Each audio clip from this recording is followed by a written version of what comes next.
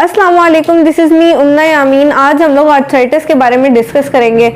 So if you feel pain and stiffness in your body और have trouble moving around, you might have arthritis. अगर आपके जिस्म के अंदर दर्द हो रही है या आपकी बॉडी बहुत ज़्यादा स्टिफ हो गई है या आपको चलने फिरने में मसला आ रहा है, तो इसका मतलब ये है कि आपको आर्थराइटिस हो सकती है। आर्थराइटिस है क्या? Arthritis is basically inflammation of joints and some forms of arthritis can also spread to other parts of the body as well। कि आर्थराइटिस क्या है? आर्थराइटिस इन्फ्लेमेशन ऑफ जॉइंट्स है, जोड़ों की सोजिश है। जो मैं आप लोगों को जोड़ एक बार बता देती हूँ कि जॉइंट क्या होता है। Joints are the places where two bones meet. Joints ऐसी जगह है जहां पर दो बोन्स जो है वो मिलती हैं।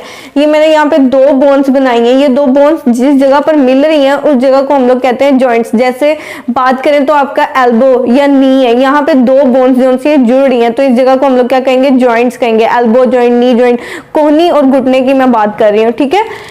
अब आर्थराइटिस मैं आप लोगों को बता चुकी कि आर्थराइटिस जो है जॉइंट्स की इन्फ्लेमेशन है, जोड़ों की सोजिश है। लेकिन आर्थराइटिस की कुछ काइंड्स ऐसी भी हैं जिसकी वजह से जो डिफरेंट बॉडी पार्ट्स पर भी इफेक्ट आ जाता है। जिस तरह के मैं बात कर लूँ आइज की, स्किन की, तो आर्थराइटिस की कुछ काइंड्स की वजह से वो बॉडी के डिफरेंट ऑर्गन्स को भी इफेक्ट करती है। उसमें भी पेन, उसको भी पेनफुल कर देती है, उसको भी स्टिफ कर देती है, टेंडर कर देती है, उन पार्ट्स में भी स्वेलिंग कर देती है, ठीक है।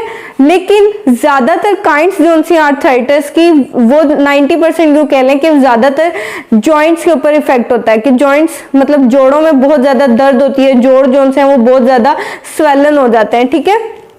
आप लोगों को जॉइंट की भी समझ आ गई कौन सी जगह। लेकिन वक्त के साथ साथ अगर इसका ट्रीटमेंट ना किया जाए, उन जॉइंट्स पर मेडिकेशन ना की जाए, तो वो जो से जॉइंट्स हैं वो बहुत ज्यादा सीवियरली डैमेज हो जाते हैं, ठीक है। शदीद किस्म का नुकसान हो जाता है उन जॉइंट्स पे, ठीक है। तो जिसको ठीक करना बहुत ज्यादा मुश्किल हो जाता है, वो काफी अर्से तक पेनफुल ही रहते हैं, ठीक है। अब हम लोग डिस्कस कर लेते हैं आर्थराइटिस की काइंड्स के आर्थराइटिस जो है वो किस किस किस्म का हो सकता है। तो आर्थराइटिस की आमतौर पर जो सी सबसे ज्यादा पाई जाती है वो तीन किस्में हैं, ठीक है। पहली किस्म जो सी है वो है ओस्टियोआर्थराइटिस, दूसरी किस्म जो सी है वो है रिमाटॉयड आर्थराइटिस और तीसरी जो सी है वो है गाउट, ठीक है। मैं वन बाय वन इन तीनों के बारे में आप लोगों को बताऊंगी कि किस किस वजह से होते हैं। इन जब ये हो जाते हैं तो उसमें कहाँ कहाँ पेन होती है और इसका ट्रीटमेंट वगैरह हम कैसे कर सकते हैं। वैसे तो ट्रीटमेंट आप अकॉर्डिंग टू डॉक्टर ही लेंगे, लेकिन थोड़ा सा मैं आप लोगों को बता देती हूँ कि इसमें हम लोग क्या क्या कर सकते हैं। अब मैं सबसे पहले आप लोगों से शेयर करती हूँ कि ओस्टियोआर्थराइटिस जो है इसमें होता क्या है, ये पेशेंट्स को क्यों होती है। वो इस वजह से होती है कि जो प्रोटेक्टिव कार्टिलेज है बोन्स के अंदर, बोन्स के दरमियान जहां पर जॉइंट वाली जगह, दो बोन्स जहां पर मिलती है उस जगह को हम क्या कहते हैं? जॉइंट। उस जॉइंट पर जो उनसे वो कार्टिलेज प्रेजेंट होते हैं, प्रोटेक्टिव कार्टिलेज प्रेजेंट होते हैं दो बोन्स के दरमियान, ताकि जहां पर जॉइंट बन रहा है वहां पर रगड़ वगैरह दो बोन्स के दरमियान ना हो, इजीली जो उनसे मूवमेंट हो सके। लेकिन ओस्टियोआर्थराइटिस में क्या होता है? ओस्टियोआर्थराइटिस में वही प्रोटेक्टिव कार्टिलेज जो उनसे होती है वो थिन्ड आउट हो जाती है, बहुत ज्यादा पतली हो जाती है, फिर बिल्कुल ही खत्म हो जाती है, जिसकी वजह से दो हड्डियां जो उनसे जब जुड़ी हुई होती है वो बहुत ज्यादा फ्रिक्शन पैदा कर देती है। और जब कोई इंसान उन दो बोन्स के दरमियान हरकत कर रहा होता है तो उसकी वजह से बहुत ज्यादा पेन फील होती है, ठीक है।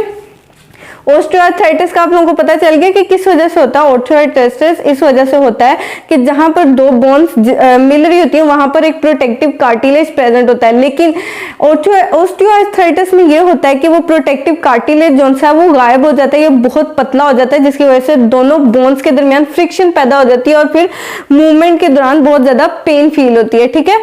अब जब ये फ्रिक्शन पैदा हो जाती है दो बोन्स के दरमियान, दो हड्डियों के दरमियान, तो उससे जो है जॉइंट्स के फंक्शंस बहुत ज्यादा कम हो जाते हैं। जॉइंट्स का क्या काम है? मूवमेंट वगैरह देना, ठीक है। उसकी वजह से जो है वो दो बोन्स अच्छे तरीके से मुड़ नहीं पा रही होती है और रेंज ऑफ मोशन भी बहुत ज्यादा कम हो जाता है। मतलब कुछ जॉइंट्स ऐसे होते हैं जो मुकम्मल मूवमेंट देते हैं, कुछ आधी मूवमेंट देते हैं, तो वो मूवमेंट बिल्कुल ही कम हो जाती है, बिल्कुल भी खत्म हो जाती है, ठीक है। और ओस्टियोआर्थराइटिस की आई होप आप लोगों को समझ आ चुकी होगी। सेकंड अब हम लोग डिस्कस करते हैं रिमाटॉयड आर्थराइटिस के बारे में। ये सेकंड काइंड है आर्थराइटिस की। ये किस वजह से होती है वो हम देख लेते हैं।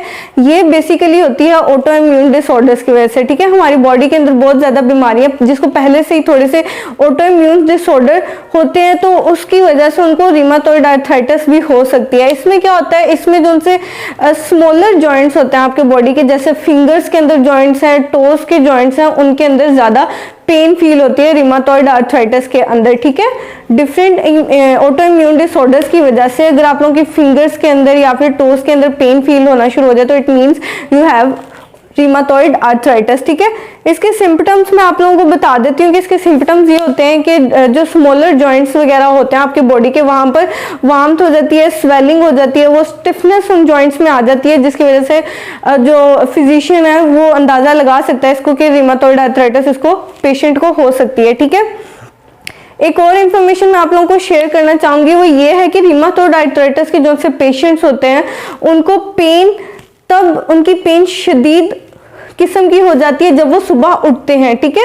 मॉर्निंग जब सुबह सो के उठते हैं तब उनको शदीद पेन होती है। लेकिन वहीं पे अगर मैं बात करूं ऑस्टियोआर्थराइटिस के पेशेंट्स की, तो उनको पेन तब फील होती है जब वो बहुत ज़्यादा एक्टिविटी, जब उन्होंने बहुत ज़्यादा एक्टिविटी की हो, आमतौर पर इवनिंग में, ठीक है। ऑस्टियोआर्थराइटिस के जो पेशेंट्स हैं उनको पेन इवनिंग में होती है, किसी एक्टिविटी के बाद होती है। लेकिन जो रिमाटॉइड आर्थराइटिस होते हैं वो ज़्यादा रिलैक्समेंट में हो या सोने के बाद सुबह को उठे तब उनको बहुत ज़्यादा दर्द महसूस हो रही होती है अपने छोटे छोटे जॉइंट्स, जोड़ों पे, ठीक है। अब रिमाटॉइड आर्थराइटिस क्या करता है, rheumatoid arthritis destroy bones, tissues and cartilage and cause deformity. अब सबसे ज्यादा नुकसान, जैसे ऑस्टियोआर्थराइटिस था, वो प्रोटेक्टिव कार्टिलेज को बहुत पतला कर देता है या बिल्कुल ही खत्म कर देता है और फ्रिक्शन कॉज कर देता है। लेकिन रिमाटॉइड आर्थराइटिस में ये होता है कि वो बोन्स के जितने भी टिश्यूज हैं उनको अफेक्ट करता है, बोन्स के जितने भी टिश्यूज हैं उनको टाइट वगैरह कर देता है, जिसकी वजह से बोन्स के दरमियान जहाँ से मूवमेंट हो रही होती है, लास्ट पार्ट से बॉडी के, वहां से मूवमेंट नहीं हो पा रही होती है, ठीक है। Rheumatoid arthritis can also spread to lungs, skin, eyes, heart and kidneys. मैंने जैसे आप लोगों को बताया था कि कुछ काइंड्स आर्थराइटिस की ऐसी भी हैं जो डिफरेंट बॉडी के ऑर्गन्स को भी इफेक्ट करती है। तो वो काइंड कौन सी है, रिमाटॉइड आर्थराइटिस। ये ऐसी काइंड है आर्थराइटिस की जो जॉइंट्स के अलावा बल्कि बॉडी के डिफरेंट ऑर्गन्स को भी इफेक्ट करती है, बॉडी के डिफरेंट ऑर्गन्स में भी पेन कॉज करती है, जैसा कि स्किन हो गया, आईज हो गया, हार्ट हो गया या किडनी हो गया, ठीक है। नेक्स्ट हम लोग थर्ड काइंड की बात करते हैं विच इज गाउट, ठीक है। आर्थराइटिस की थर्ड काइंड कौन सी है, गाउट है। इसमें क्या होता है, ये किस वजह से होती है, this is caused by the high level of uric acid. के गाउट जो है यूरिक एसिड की हाई लेवल की वजह से होता है। अब यूरिक एसिड बॉडी के अंदर हाई कब होता है, जब आपकी बॉडी बहुत ज्यादा डाइजेस्ट कर रही होती है, किसको, जब आपकी बॉडी बहुत ज्यादा रेड मीट को डाइजेस्ट कर रही होती है, सीड फूड को बहुत ज्यादा डाइजेस्ट कर रही होती है, बेर को या फ्रूट ड्रिंक्स को डाइजेस्ट कर रही हो, तो इससे आप लोगों के जिस्म के अंदर जो है यूरिक एसिड बहुत ज्यादा बढ़ जाता है। यूरिक एसिड के लेवल की जब लेवल बहुत ज्यादा हाई हो जाता है तो गाउट हो जाता है, which is an kind of arthritis, जो कि एक आर्थराइटिस की काइंड है, ठीक है। आर्थराइटिस जो है अगर गाउट वाली काइंड है आर्थराइटिस की तो ये बहुत ज्यादा पेनफुल है। किसी को गाउट हुआ हुआ है तो उसकी जो जहां पर भी उसको पेन वगैरह फील होती है वो शदीद किस्म की होती है। इसके अलावा इट कम्स एंड गोस, मतलब ये आता है और फिर जल्दी चला जाता है, मतलब इसका ट्रीटमेंट या क्योर बहुत ज्यादा जल्दी हो जाता है, विद इन 15 to 30 डेज जो है इसका ट्रीटमेंट हो जाता है। अब एक और बहुत इंपॉर्टेंट बात कि ये गाउट जो है सबसे ज्यादा कहाँ इफेक्ट करता है, गाउट जो है सबसे ज्यादा बिग टू पे इफेक्ट करता है, मतलब जो पाँव वगैरह है उस जगह पर बहुत ज्यादा ये गाउट इफेक्ट करता है। सबसे ज्यादा पेन जो है वो पाँव वगैरह पे फील होती है, ठीक है। तो आई होप आप लोगों को आर्थराइटिस की काइंड्स की सारी समझ आ चुकी होगी। अगर अब हम लोग बात करते हैं कि जो आर्थराइटिस के पेशेंट्स हैं उनको हम लोग किस तरह से ट्रीट कर सकते हैं या उनका ट्रीटमेंट क्या है। तो आर्थराइटिस के पेशेंट्स के लिए 4 किस्म का ट्रीटमेंट होता है। सबसे पहले तो वो हकीम को अप्रोच करते हैं। जो आम हकीम होता है वो तेल शेल वगैरह देते हैं रगड़ने के लिए कि इससे आप लोगों की दर्द कम हो जाती है। दूसरा तरीका जो सा होता है वो होम्योपैथिक का होता है, वो भी कई तरीके से जड़ी बूटियों वगैरह से, पौधों से दवाइयाँ बना देते हैं, वो लगाने के लिए देते हैं या खाने के लिए देते हैं, जिससे आप लोगों की दर्द कम हो सकती है या कुछ ना कुछ फ़र्क महसूस होता है। तीसरी किस्म की होती है फिजियोथेरापिस्ट, जिन्होंने डीपीटी वगैरह की होती है। वो फिजियोथेरापिस्ट जो उनसे वो कई किस्म की एक्सरसाइजेस वगैरह पेशेंट्स को करवाते हैं, जिनसे उनको काफ़ी हद तक फ़र्क पड़ जाता है। लेकिन वहीं पर अगर आपकी दर्द बहुत ज़्यादा है, जिससे आप लोगों को इन 3 तरीकों से नहीं कोई फ़र्क पड़ रहा है, या आप लोगों से दर्द बिल्कुल भी बर्दाश्त नहीं हो रही है, तो वो डायरेक्ट जाते हैं जो हड्डियों के डॉक्टर्स होते हैं या ऑर्थोपेडिक्स होते हैं और ऑर्थोपेडिक सर्जन्स होते हैं, उनके पास जाते हैं। उनसे जाकर फिर अपनी ट्रीटमेंट करवाते हैं। वो सर्जन जो उनसे वो डिफरेंट मेडिकेशन रिकमेंड करते हैं और मेडिसिन के साथ साथ उनकी प्रॉपर सर्जरी वगैरह भी करते हैं वक्त ब वक्त के साथ, और उनको काफ़ी ज़्यादा हद तक असर वगैरह महसूस होता है। वीडियो अच्छी लगी है तो लाइक करें, शेयर करें, चैनल को सब्सक्राइब करें। अल्लाह हाफिज़।